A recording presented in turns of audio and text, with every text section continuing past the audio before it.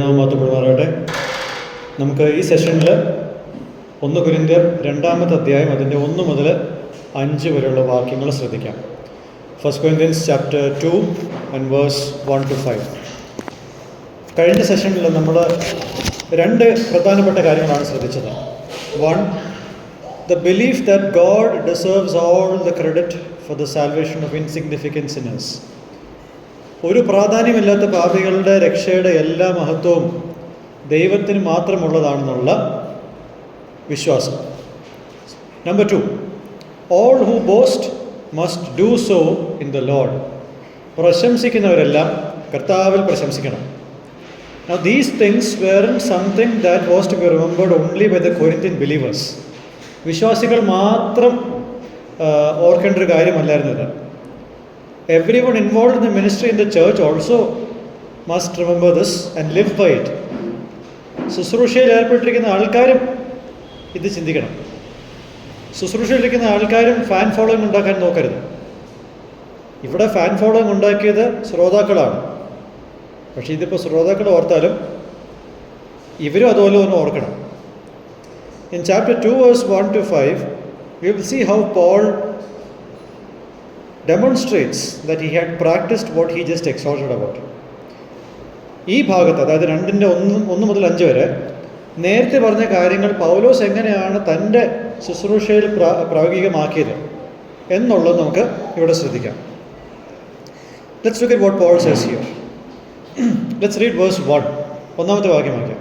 ഞാൻ സഹോദരന്മാരെ നിങ്ങളുടെ ഇടയ്ക്ക് വന്നപ്പോൾ വചനത്തിന്റെയോ ജ്ഞാനത്തിന്റെയോ വൈഭവവും കൂടാതെ ദൈവത്തിന്റെ സാക്ഷ്യം നിങ്ങളോട് പ്രസ്താവിക്കാൻ വന്നത്. ഓക്കെ, പൗലോസ് അവിടെ ചെന്നപ്പോൾ വാക്ചാതുര്യമോ ജ്ഞാനമോ വെച്ചല്ല താൻ ദൈവത്തിൻ്റെ സാക്ഷ്യം അവിടെ പറഞ്ഞത്. He didn't go there with eloquence and human wisdom as he proclaimed the testimony about God. See, this doesn't mean that he didn't have any eloquence. ഈ 1-ാമത്തെ വാക്യത്തിൻ്റെ അർത്ഥം പൗലോസിന് വാക്ചാതുര്യമേ ഇല്ലായിരുന്നു എന്നുള്ളതല്ല. He had. See, go to Acts 17. അപ്പോസ്തല പ്രവൃത്തി 17-ാമത്തെ അധ്യായത്തിൽ when he is speaking at the Mars Hill at the Areopagus, we see there that he has awareness of Greek philosophies and he also shows how he could use it for the purpose of presenting the gospel. അരിയോപഗ മലയിൽ യവന സിദ്ധാന്തങ്ങളുടെ എല്ലാം അറിവ് തനിക്കുണ്ടായിരുന്നു. സുവിശേഷം അവതരിപ്പിക്കുന്ന കാര്യത്തിൽ അതെങ്ങനെയാണ് തനിക്ക് ഉപയോഗിക്കാൻ സാധിച്ചതെന്നുള്ളതും കൂടെ താനവിടെ പ്രകടമാക്കുന്നുണ്ട്. So he still had an average level of eloquence. ഒരു പ്രാസംഗികന് ഉണ്ടാവേണ്ട കുറഞ്ഞ അറ്റ്ലീസ്റ്റ് ചുരുക്കമായിട്ടെങ്കിലും ഉള്ള ഒരു വാക്ചാതുര്യം പൗലോസിനുണ്ട്. ഇല്ലെന്നുള്ളതല്ല. So verse 1 means that he didn't make that which he had as the core presentation of his ministry. തനിക്കുള്ള വാക്ചാതുര്യമുണ്ടല്ലോ, അതല്ല താൻ ഇവിടെ അവതരിപ്പിക്കാൻ ശ്രമിച്ചത്. That's a difference.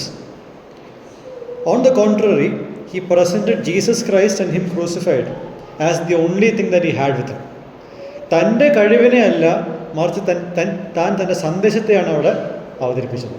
ആ സന്ദേശം മാത്രമേ തനിക്കുള്ളൂ അവതരിപ്പിക്കാൻ, കഴിവല്ല. He resolved to know nothing else while he was with them. Verse 2. 2-ാമത്തെ വാക്യം വായിക്കാം.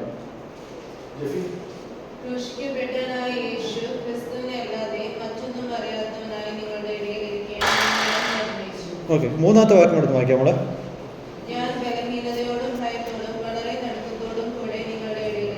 ഓക്കെ, ബലഹീനതയിലും നടുക്കത്തിലും വളരെ ഭയത്തോടു കൂടിയിട്ടാണ് ഇവിടെ വന്നിരിക്കുന്നത്. Why? He was worried on whether the Corinthians who are exposed to super eloquent orators would even bother to listen to the gospel coming from Paul, who isn't as good as they were used to in terms of oratory skills. Corinthian പട്ടണത്തിൽ വാക്ചാതുര്യമുള്ള അനേകം പേര് വന്നു പോകുന്നൊരു സ്ഥലമാണ്.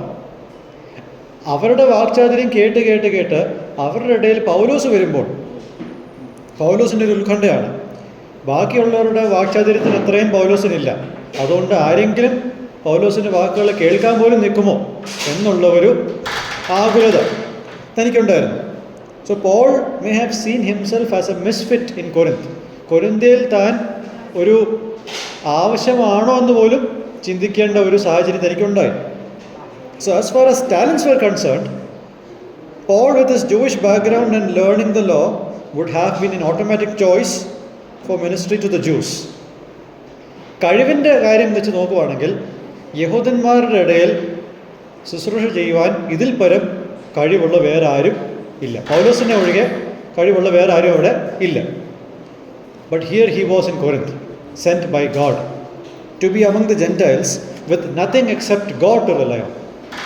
ഇവിടെ യഹൂദന്മാരുടെ സാന്നിധ്യം അധികമില്ലാത്ത ഒരു സ്ഥലത്ത് ദൈവം ഒഴികെ ആശ്രയിക്കാൻ മറ്റൊന്നുമില്ലാത്തവനായിട്ടാണ് പൗലോസ് ഇവിടെ നിൽക്കുന്നത്. നടുക്കടലിൽ ചെന്നിട്ട് ഇട്ട അവസ്ഥയുണ്ടല്ലോ, അതാണ്. And then we read verse 4, നാലാമത്തെ വാക്യം വായിച്ചു.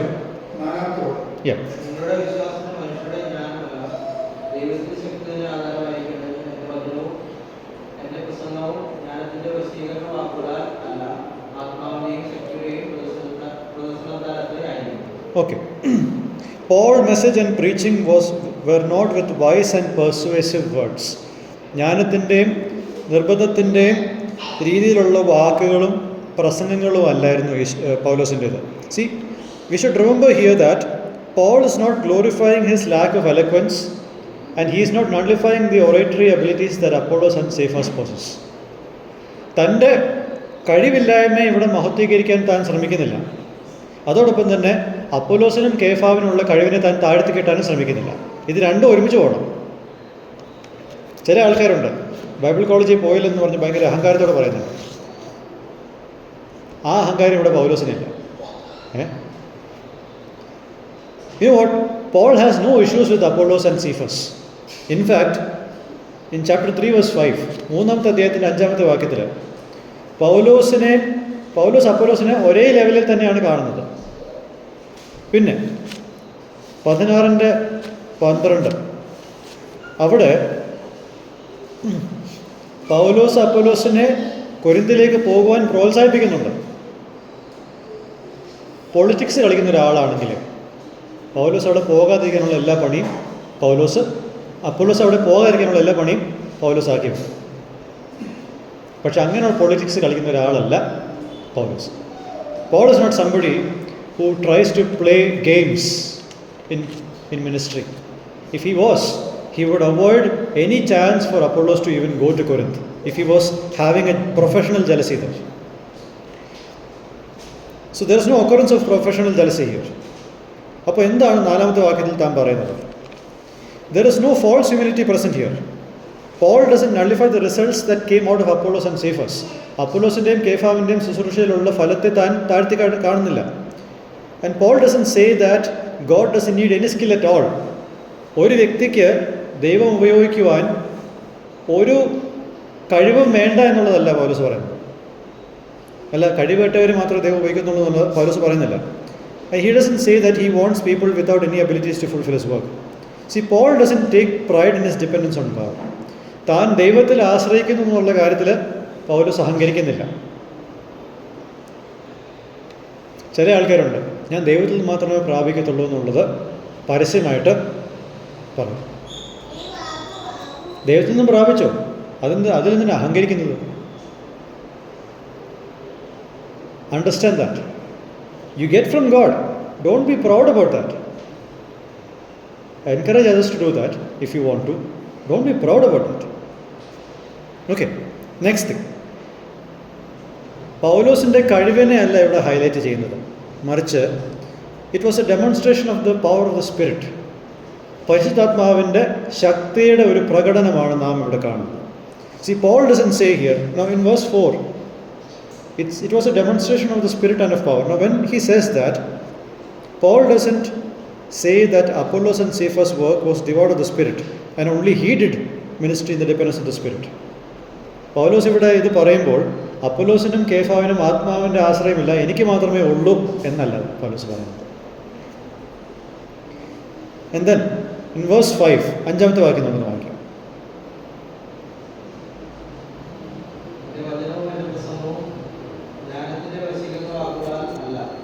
ആത്മാവിന്റെയും ശക്തിയുടെയും യെസ്, ജ്ഞാനത്തിൻ്റെ വശീകരണ വാക്കുകളുണ്ടല്ല, മറിച്ച് ദൈവത്തിൻ്റെ ശക്തി നിമിത്തമായിരിക്കണം ഇവരുടെ വിശ്വാസം ഉണ്ടാവേണ്ടത്. അതുകൊണ്ടാണ് പൗലോസ് ആത്മാവിൽ ആശ്രയിച്ച് പ്രവർത്തിച്ചത്. Paul could write and exhort the believers to give sole credit to God for their salvation and boast in the Lord because he practiced it first. നേരത്തെ പറഞ്ഞതെന്താ? നിങ്ങളുടെ രക്ഷയ്ക്കുള്ള ക്രെഡിറ്റ് മുഴുവൻ നിങ്ങൾ ദൈവത്തിന് കൊടുക്കുക, പ്രശംസിക്കുന്നത് ദൈവത്തിലാണ്. പൗലോസിന് അത് പറയാനുള്ള യോഗ്യത എന്താ? പൗലോസിൻ്റെ ശുശ്രൂഷയിൽ താനത് പാലിച്ചു പോരുന്നുണ്ട്. That's why he could say that. He first model his ministry in this way. തൻ്റെ ശുശ്രൂഷയെ താൻ ഈ രീതിയിലാണ് രൂപീകരിക്കുന്നത്. അതുകൊണ്ടാണ് തനിക്ക് ഇത് ഉപദേശിക്കാനുള്ള യോഗ്യതയുള്ളത്. And this is the explanation of the verses now. I'll give you the lessons and applications quickly before we conclude. So, even though there are only 3 lessons, those lessons are long. 3 പാഠങ്ങളെ ഞാൻ ഇവിടുന്ന് പറയുന്നുണ്ടെങ്കിലും അത് കുറച്ച് വലിയ പാഠങ്ങളാണ്. അതുകൊണ്ട് കഴിഞ്ഞ മെസ്സേജിൻ്റെ അത്രയും സമയം ഇതിനും പ്രതീക്ഷിക്കും. Okay, lesson number 1. Understand that the temptation for believers to be fascinated by their favorite preachers is not the only problem that we face today. വിശ്വാസികൾക്കൊരു പരീക്ഷണമുണ്ട്. അവരുടെ ഇഷ്ടപ്പെട്ട പ്രാസംഗികനോടുള്ള അമിതമായ ആരാധന. അത് മാത്രമല്ല നാം ഇന്ന് അഭിമുഖീകരിക്കുന്ന പ്രശ്നം. There is a greater temptation for those who are in ministry to put increased focus on non-core matters like their presentation skills, linguistic skills, etc. ജനത്തിൻ്റെ ഇടയിൽ മാത്രമല്ല ഈ പ്രശ്നം കാണുന്നത്. ഈ പ്രസംഗപീഠത്തിൽ ഇരിക്കുന്ന ആൾക്കാർക്കും പല പ്രശ്നങ്ങളുണ്ട്. എന്താണെന്നറിയോ? അവരുടെ ശുശ്രൂഷയിൽ കേന്ദ്രമല്ലാത്ത, ആവശ്യമുള്ള എന്നാൽ പ്രാധാന്യമല്ലാത്ത മറ്റു പല കാര്യങ്ങളിലും അവരുടെ ശ്രദ്ധ കൂടുതൽ പോകുന്നുണ്ട്. അതായത് അവരുടെ ഭാഷയുടെ വൈഭവത്തിൽ, അവരുടെ അവതരണ ശൈലി, അതിൽ വചനം പഠിക്കുന്നതും എഴുതുന്നതിനേക്കാൾ കൂടുതൽ ഇതിന് ഫോക്കസ് കൊടുത്തുള്ള കാര്യമാണ് പ്രാസംഗികർ ചെയ്യുന്നത്. They also attempt to make the message culturally relevant in order to stay relevant within the audience. പല ആൾക്കാരും ചെയ്യുന്ന ഒരു കാര്യമുണ്ട്, സദസ്സിൻ്റെ പ്രസക്തി ഉണ്ടാവാൻ വേണ്ടിയിട്ട്, അതായത് അവർക്ക് സദസ്സിൻ്റെ ഇടയിൽ പ്രസക്തി ഉണ്ടാവാൻ വേണ്ടിയിട്ട് അവർ പറയുന്ന സന്ദേശം സാംസ്കാരിക തലത്തിൽ പ്രസക്തിയുള്ളതാണെന്നുള്ള രീതിയിൽ അവതരിപ്പിക്കാൻ ശ്രമിക്കുക. അതായത് ഇന്നത്തെ കാലത്തെ സംഭവവിശേഷതകളെല്ലാം ഉൾപ്പെടുത്തി ആൾക്കാരുടെ ശ്രദ്ധയെ പിടിച്ചു പറ്റി. അതൊന്നും അതിൽ തന്നെ തെറ്റായിട്ടുള്ള കാര്യങ്ങളല്ല. പക്ഷേ ഫോക്കസ് അതിൽ മാത്രമായി പോകുമ്പോൾ പലപ്പോഴും പറ്റുന്നത് പ്രാസംഗികർ ബൈബിളിനേക്കാൾ കൂടുതൽ സമകാലീനമായിട്ടുള്ള സംഭവങ്ങളാണ് പറഞ്ഞു നോക്കുന്നത്. ബൈബിളിൽ കൊടുക്കേണ്ട ശ്രദ്ധ പലപ്പോഴും പത്രങ്ങൾക്കാണ് പോകുന്നത്. Get my point? Most often what happens is the focus that should be coming on the Bible is now going to contemporary or current affairs or newspapers for that matter, or social media for that matter. അപ്പോൾ ഇന്നത്തെ കാലത്തുള്ള ഓഡിയൻസിനോട് relevant ആയിട്ടിരിക്കാൻ social മീഡിയയിൽ കൂടുതൽ സമയം ചിലവഴിക്കുക, പത്രങ്ങളും TV news ചാനലിലെല്ലാം കൂടുതൽ കാണുക, അങ്ങനെ ഒരു പ്രവണത, അതാണ് ഞാനിവിടെ പറയുന്നത്. Okay, now though the message of the gospel is not compromised, the right emphasis on the message of the gospel is indeed compromised. ഇങ്ങനെ സുവിശേഷം പറയുന്ന ആൾക്കാരുടെ സുവിശേഷ സന്ദേശത്തിൽ ഒരു തെറ്റില്ലെങ്കിൽ പോലും ആ സന്ദേശത്തിലുള്ള എംഫസിസ് തെറ്റായി. കൂടുതലും ഫോക്കസ് മറ്റ് പല കാര്യങ്ങളിലാണ്, സുവിശേഷത്തിലുള്ള സന്ദേശത്തിലല്ല. And one reason for this is that too much thought is given to retaining the crowd's attention through whatever means possible. ഇങ്ങനെ സംഭവിക്കുന്നത് എന്തുകൊണ്ടാണ്? ശ്രോതാവിൻ്റെ ശ്രദ്ധ എങ്ങനെയെങ്കിലും പിടിച്ചിരുത്താൻ വേണ്ടിയിട്ട് ഒരുപാട് ചിന്ത കൊടുക്കുന്നുണ്ട്. ഇപ്പോൾ ഞാനിപ്പോൾ സംസാരിക്കുമ്പോൾ എനിക്കറിയാം കുറച്ച് പേര് ഉറങ്ങുന്നുണ്ടായിരിക്കും, കുറച്ച് പേര് വേറെ എവിടെയോ ആയിരിക്കും. എന്നാൽ ഞാൻ ഇവിടെ എഴുതിയത് തന്നെ പറയത്തുള്ളൂ, അല്ലാതെ വേറെ ഒന്നും നിങ്ങൾ ഉണർത്താൻ പറയത്തില്ല.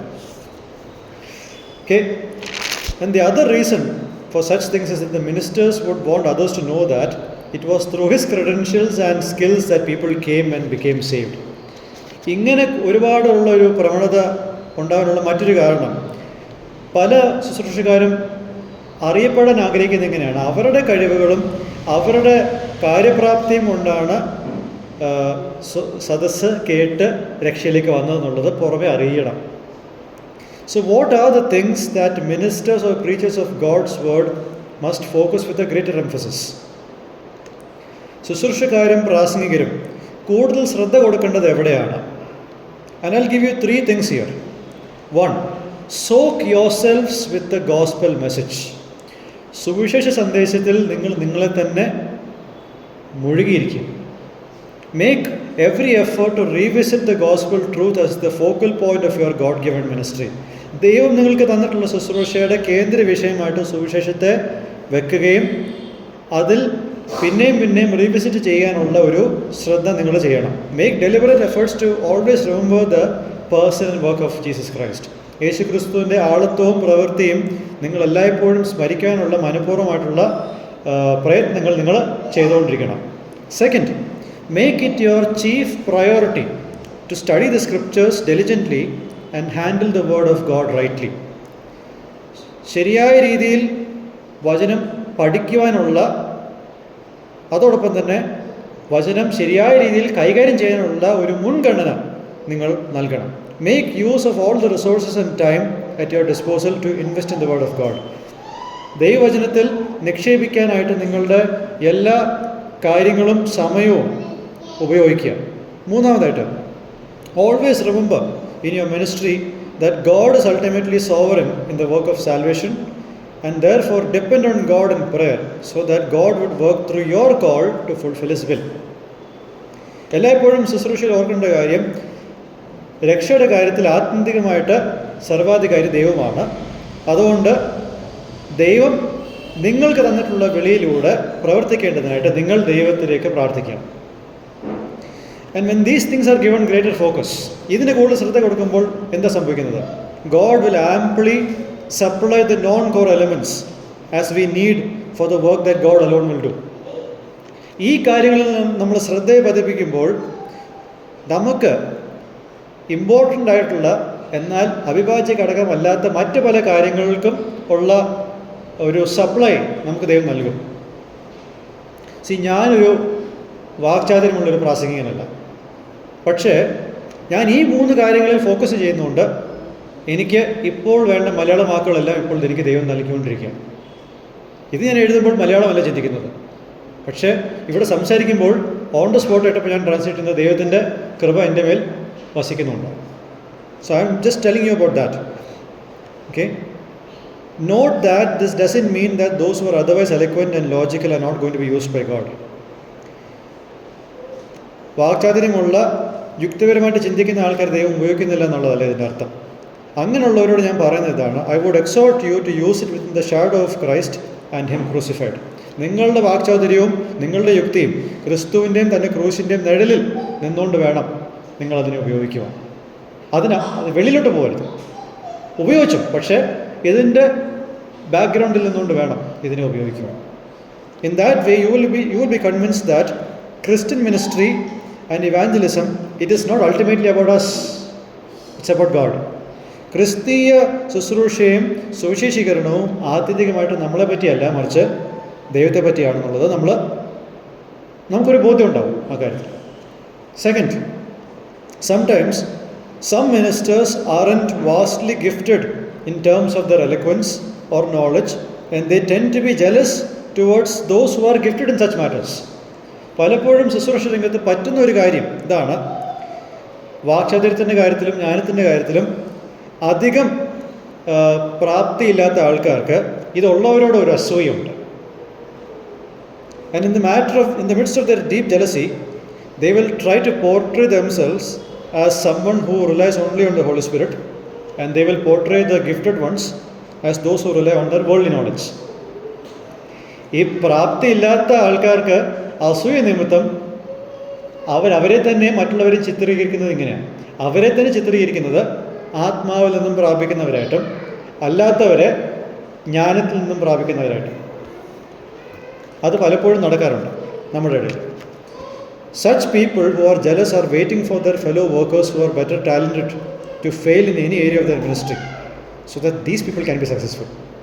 ഇങ്ങനെ ആത്മാവിൽ ഡിപ്പെൻഡ് ചെയ്ത് ജീവിക്കുന്നു എന്ന് പറയുന്ന ആൾക്കാർ അസൂയ നിമിത്തം എന്താഗ്രഹിക്കുന്നറിയോ? അവരുടെ കൂട്ടുവേലക്കാരൻ്റെ വീഴ്ച ആഗ്രഹിക്കുന്നുണ്ട്. അവർ ഏതെങ്കിലും ഒരു മേഖലയിൽ അവർക്ക് വീഴ്ച സംഭവിച്ചിട്ട് വേണം ഇവർക്ക് ഒന്ന് കൂടുതൽ ശോഭിക്കും. This is the professional jealousy happening among us.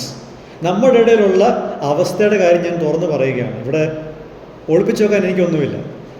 And if we have such tendencies to display false humility, it is time for us to put an end to it. ഈ കപടമായിട്ടുള്ള ഒരു വിനയം കാണിക്കാനുള്ള പ്രവണത നമുക്കുണ്ടെങ്കിൽ അതിനൊരു ഫുൾ സ്റ്റോപ്പ് ഇടേണ്ടത് ഇപ്പോഴാണ്. God sees through the motives of our hearts and minds and he will expose the falsehood that is within us. നമ്മളുടെ ഹൃദയത്തിൻ്റെയും മനസ്സിൻ്റെയും നിരൂപണങ്ങളെ കാണുന്നവനാണ് ദൈവം.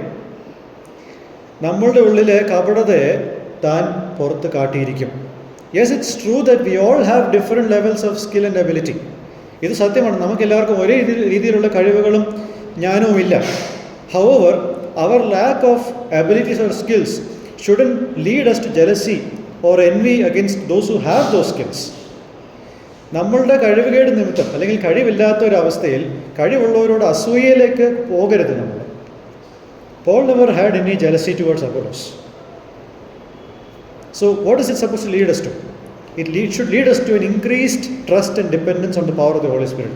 നമുക്ക് ഒരു കാര്യത്തിൽ ഒരു സ്വാഭാവികമായിട്ടുള്ളൊരു കഴിവില്ലെങ്കിൽ അത് നമ്മളെ ആത്മാവിൻ്റെ ശക്തിയിൽ കൂടുതൽ വിശ്വസിക്കുവാനും ആശ്രയിക്കുവാനും നമ്മളെ ഇടയാക്കണം. It should lead us to complimenting and supporting fellow workers in ministry. കഴിവുള്ളവരെ പ്രോത്സാഹിപ്പിക്കാനും അവരെ താങ്ങുവാനും, താങ്ങുന്ന ഞാൻ ഉദ്ദേശിച്ചത് മറ്റൊരു രീതിയിലല്ല കേട്ടോ, സപ്പോർട്ട് ചെയ്യാനുള്ളത് ഞാൻ ഉദ്ദേശിച്ചത്. The third lesson. Sometimes God places you in a ministry opportunity where you will look like an absolute misfit. ചില സമയത്ത് നമ്മളെ കൊണ്ട് ഒരു പ്രയോജനമില്ലാത്ത സ്ഥലം എന്ന് നമുക്ക് തോന്നിക്കുന്ന ഒരു സ്ഥലത്ത് ദൈവം നമ്മളെ ആക്കി വെക്കും. And you will look around you and see that you may not have the oratory or linguistic skills that others around you would prefer. മറ്റുള്ളവർ ആഗ്രഹിക്കുന്ന വാക്ചാതുര്യമോ ഭാഷയോ നിങ്ങൾക്കില്ലാത്ത ഒരു സമൂഹത്തെയായിരിക്കും നിങ്ങൾ ചുറ്റും കാണുന്നത്. And there is a chance that you may be depressed. ഒരു വിഷാദം നിങ്ങൾക്കുണ്ടാവാനും സാധ്യതയുണ്ട്. And if you are in such a place, because God placed you there, I would exhort you to keep all of your focus on the gospel truth and do your ministry faithfully in what God has entrusted you, within whatever verbal, oratory or linguistic limitations you have. അങ്ങനെ ഒരു പരിമിതി നിങ്ങൾ face ചെയ്യുന്നുവെങ്കിൽ ഞാൻ നിങ്ങളോട് പറയാൻ ഉദ്ദേശിക്കുന്നത്, സുവിശേഷ സത്യത്തിൽ നിങ്ങളുടെ എല്ലാ ശ്രദ്ധയും പതിപ്പിക്കുക. നിങ്ങൾക്ക് ദൈവം തന്നിട്ടുള്ള മിനിസ്ട്രി, ശുശ്രൂഷ, നിങ്ങളുടെ എന്ത് വാക്ചാതുര്യത്തിൻ്റെ പരിമിതിയിലാണെങ്കിലും അത് നിറപടിയായിട്ട് വിശ്വസ്തയോടെ നിറവേറ്റുക. Realize that God has brought you to a place where you have no one else or nothing else to look up to except God alone. ദൈവമല്ലാതെ വേറൊന്നിലും അഭയം കണ്ടെത്താൻ സാധിക്കാത്ത ഒരു സ്ഥലത്തേക്കാണ് നിങ്ങൾ എത്തിച്ചേർന്നിരിക്കുന്നത് എന്നുള്ളത്, അല്ലെങ്കിൽ ദൈവം കൊണ്ടുവന്നിരിക്കുന്നുള്ളത് നിങ്ങൾ ഓർക്കുക. Use this opportunity to completely depend on God to do the miraculous work of creating a people group for Him by your ministry. ഈ അവസരം ഉപയോഗിച്ച് എന്താ ചെയ്യേണ്ടത്? ദൈവത്തിൽ ആശ്രയിച്ച് ഈ അവസരം ഉപയോഗിക്കുക. എന്തിനാ? നിങ്ങളുടെ ശുശ്രൂഷയിലൂടെ ദൈവത്തിനായിട്ട് ഒരു ജനതയെ ഒരുക്കാനുള്ള അത്ഭുതകരമായിട്ടുള്ളൊരു പ്രവൃത്തിയുണ്ട്, അത് നിറവേറ്റണം. Do not be deterred by people who don't prefer listening keenly to you or don't respond to you. നിങ്ങളുടെ പ്രസംഗത്തെയോ ശുശ്രൂഷയോ ശ്രദ്ധയോടെ കേൾക്കാൻ താല്പര്യമില്ലാത്ത ചിലരുണ്ടെങ്കിൽ അവരുടെ കാര്യം നിങ്ങൾ ചിന്തിക്കേണ്ട. In time, God will bring blessings for your ministry in His providence.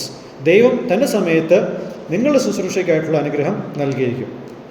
Now, although my life isn't that inspirational, I would like to share how God dealt with in my life. എൻ്റെ ജീവിതം ഇതിനോടുള്ള ബന്ധത്തിലൊരു പ്രചോദനം എന്ന നിലയിൽ ഞാൻ കണക്കാക്കുന്നില്ലെങ്കിലും ചില കാര്യങ്ങൾ ഞാൻ പറയാം. I grew up in an English medium school in Dubai. Was educated there. അപ്പോൾ ആ ഒരു കാലഘട്ടത്തിൽ മലയാളവും ഹിന്ദിയും പരിമിതമായിട്ട് പഠിക്കുവാനുള്ള ഒരു സമയം എനിക്കുണ്ടായി. ഓക്കെ, 6 ക്ലാസ് വരെ മലയാളവും പിന്നെ 8ാം ക്ലാസ് വരെ Hindi. So though I wanted to do ministry in Dubai, where did God bring me? To a Malayali state. എനിക്ക് ദുബായിലായിരുന്നു പ്രവർത്തിക്കാൻ ആഗ്രഹമെങ്കിലും ദൈവം എന്നെ കൊണ്ടുവന്നത് മലയാളികൾ പാർക്കുന്ന ഈ സ്ഥലത്താണ്. ഇവിടെ ഇംഗ്ലീഷ് ഒരു ഫസ്റ്റ് ലാംഗ്വേജ് അല്ല, കുറച്ചുകൂടെ കാലം കഴിഞ്ഞാൽ ഹിന്ദി ഫസ്റ്റ് ലാംഗ്വേജ് ആവും. ഓക്കെ, സോ ഞാൻ എവിടെ മലയാളത്തിലോ ഹിന്ദിയിലോ പഠിപ്പിക്കാൻ പോയാലും എനിക്ക് മുന്നിൽ വേണ്ടത് ഒരു ഇംഗ്ലീഷ് സ്ക്രിപ്റ്റാണ്. Okay, so what is happening is my fluency in either Malayalam or Hindi is not great. മറ്റുള്ളവർക്ക് കേട്ട് ഇരിക്കുവാൻ മാത്രമുള്ള ഒരു എൻജോയ്മെൻറ്റ് എൻ്റെ മലയാളത്തിലോ ഹിന്ദിയിലോ ഇല്ല. And that's not what people look for also. But this passage of my ministry has enabled me to depend on God completely. ഈ കഴിഞ്ഞ 6 വർഷം കൊണ്ട് ഞാൻ പഠിച്ചൊരു കാര്യം, ദൈവത്തിൽ കൂടുതൽ ഈ കാര്യത്തിൽ ആശ്രയിക്കാൻ ദൈവം എന്നെ ഇടങ്ങി. ഇപ്പോഴും നിങ്ങളുടെ മുമ്പിൽ സംസാരിക്കുമ്പോഴും ഇംഗ്ലീഷ് സ്ക്രിപ്റ്റ് എൻ്റെ മുമ്പിലുണ്ട്. C, those who truly listen to my sermons are ones whom God has worked in, so that my lack of language skills are not a problem for them. എൻ്റെ ശുശ്രൂഷയെ നേരിട്ടോ ഓൺലൈനിലൂടെ കേൾക്കുന്ന ആൾക്കാരിൽ ദൈവം പ്രവർത്തിച്ചതുകൊണ്ട് എൻ്റെ ഭാഷയിലെ പരിമിതി കേൾക്കുന്നവർക്ക് ഇപ്പോൾ ഒരു പ്രശ്നമല്ല. ഇത് ഞാനായിട്ട് ഉളവാക്കിയൊരു കാര്യമല്ലല്ലോ. I didn't produce the interest in you. God produced it. നിങ്ങൾ ഇത്രയും പേര് ഇത് കേൾക്കുന്നത് നിങ്ങളിൽ ദൈവം പ്രവർത്തിച്ചതുകൊണ്ടാണ്, അല്ലാതെ ഞാൻ പ്രവർത്തിച്ചതുകൊണ്ടല്ല. എൻ്റെ ഓൺലൈൻ ഹിന്ദി ക്ലാസ്സിലെ പിള്ളേരും അവരെക്കാൾ നല്ല രീതിയിലല്ല ഞാൻ ഹിന്ദി സംസാരിക്കുന്നത്. അത് അവരുടെ റീജിയണൽ ലാംഗ്വേജാണ്, എനിക്കത് ഒരു അക്വയർഡ് ലാംഗ്വേജാണ്. പക്ഷേ എന്നാൽ പോലും കഴിഞ്ഞ 4 വർഷമായിട്ട് ആ ക്ലാസ് ഇപ്പോഴും മുടങ്ങാതെ പോകുന്നുണ്ട്. ആൾക്കാർ കുറവാണ്, നാച്ചുറൽ, സ്വാഭാവികം. പക്ഷേ ഉള്ളവർ സ്ഥിരമായിട്ട് വരുന്നുണ്ട്. എന്തുകൊണ്ടാണ് അവർക്ക് എൻ്റെ ഭാഷ മടുത്തു പോകാതെ ഇരിക്കുന്നത്? God is the only reason for that. ദൈവം മാത്രമാണ് അതിൻ്റെ കാരണം, അല്ലാതെ വേറെ ഒന്നുമല്ല. So that's why I am still depending on God. See the way Paul did, I am also doing it. ഞാനത് തന്നെയാണ് ചെയ്യുന്നത്, എനിക്ക് വേറെ ആശ്രയമൊന്നുമില്ല. So Paul wrote all of verse 1 to 5 so that the believers would understand that their faith doesn't rest on human wisdom but on God's power. മനുഷ്യൻ്റെ ജ്ഞാനത്തിലല്ല, മറിച്ച് ദൈവത്തിൻ്റെ ശക്തിയിലാണ് ഇവരുടെ വിശ്വാസമായിരിക്കുന്നത് എന്നുള്ളത് വിശ്വാസികൾ മനസ്സിലാക്കാൻ വേണ്ടിയിട്ടാണ് ഈ 5 വാക്യങ്ങളും എഴുതി വെച്ചിരിക്കുന്നത്. So how does God's power present itself to the listeners? ദൈവത്തിൻ്റെ ശക്തിയെ എങ്ങനെയാണ് ഈ കാര്യങ്ങൾ വായിക്കുന്നവരുടെ ഇടയിൽ പ്രകടമാകുന്നത്? അടുത്ത മാസം ദൈവം നമുക്ക് സമയം തരുമ്പോൾ 2-ാമത്തെ അധ്യായത്തിൻ്റെ 2 മുതൽ 16 വരെയുള്ള ഭാഗം നമുക്ക് 2 സെഷൻസായിട്ട് ചിന്തിക്കാം. ദൈവം നമ്മളെ സഹായിക്കട്ടെ. ദൈവം നാമം മഹത്വപ്പെടുമാറാകട്ടെ.